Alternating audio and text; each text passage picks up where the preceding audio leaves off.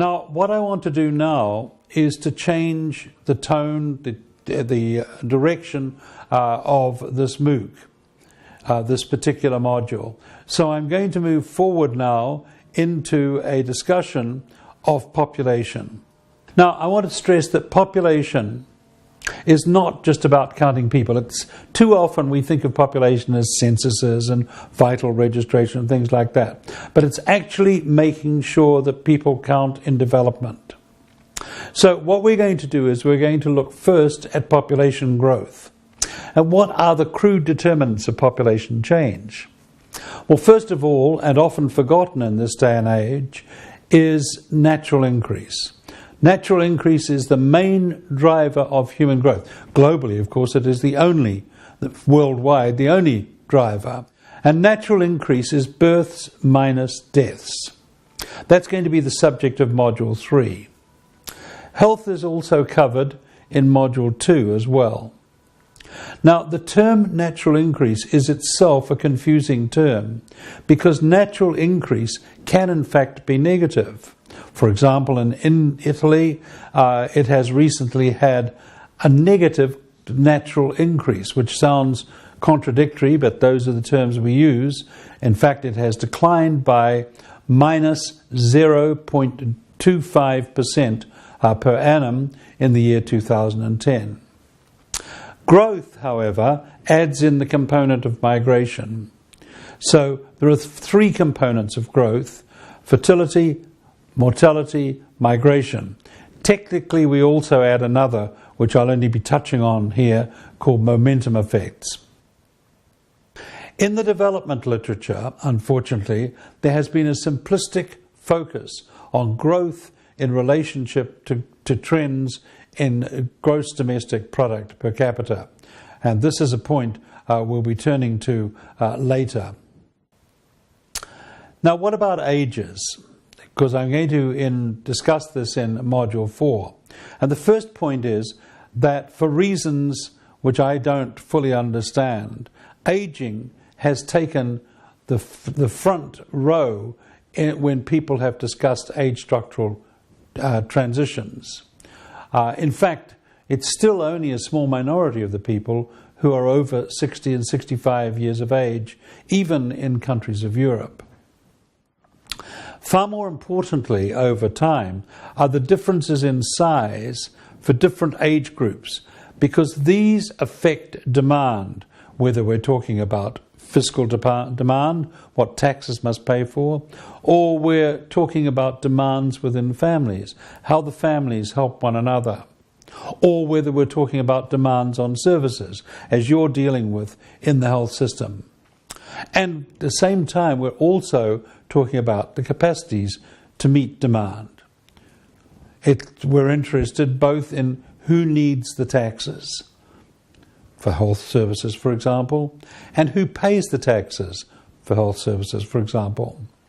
Now, we can do this very crudely in a measure we call dependency ratios, which are simply the population at young and old ages divided by the working age population. The inverse of that, used by economists, are called the support ratios, how those people who are working support the others. And finally, of course, we're interested in the structural aging or the percent at older ages. But later on, we're going to divide aging into its structural component, the percent at older ages, and numerical, the growth of the numbers at older ages. Now, when we talk about age-sex structures, we're not just talking about the percentages or even the numbers at the older and younger ages and so on. We're also talking about cohort trends, which come in the form very often of population waves. Those of you who know the very famous Japanese painter Hokusai will remember the wave that he has in one of his most famous paintings. And that wave was actually we used for a subject of a book when we were talking about population waves to get the notion of cohorts. Cohorts for this MOOC are essentially a group of people who were born round about the same time. And we follow them through their entire lives, as in flows, as we call it, as they pass through different ages. Not the same as an age group. It's how the cohort hits particular age groups. And it comes in waves and, as in Hokusai's case, in ebbs as well. Cohort flows are analogous to persons' personal life chances. For example, if you have had rheumatic fever as a child, then you may have heart problems at middle or older ages.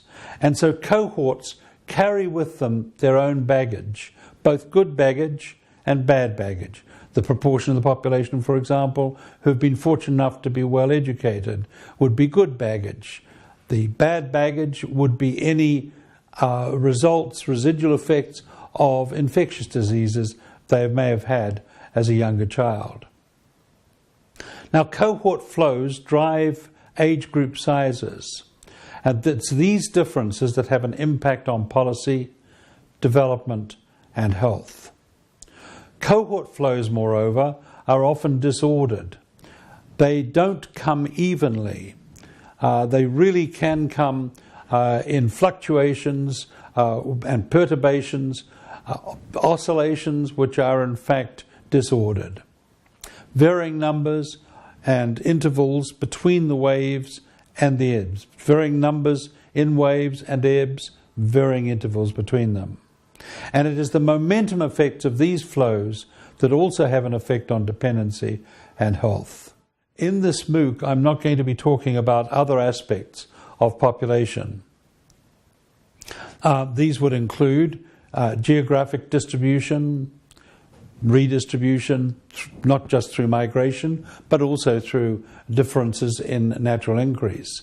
This issue is not going to be elaborated here, but of course we must recall that it very much affects demands and the capacities to meet demands, which is our interest in this particular MOOC. And then along with that, of course, is the very rapid growth of urbanization that we've seen in the late 20th and 21st centuries, and particularly metropolitanization, and even, to use a disgusting word, megalopolization, I can barely pronounce it, where we've got these huge agglomerations of population. This is occurring everywhere, and it carries with it all sorts of problems.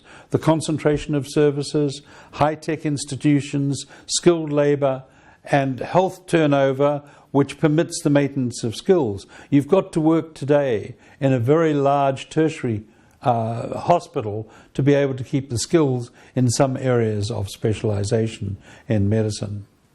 Conversely, of course, non-metropolitan areas across the globe are losing these.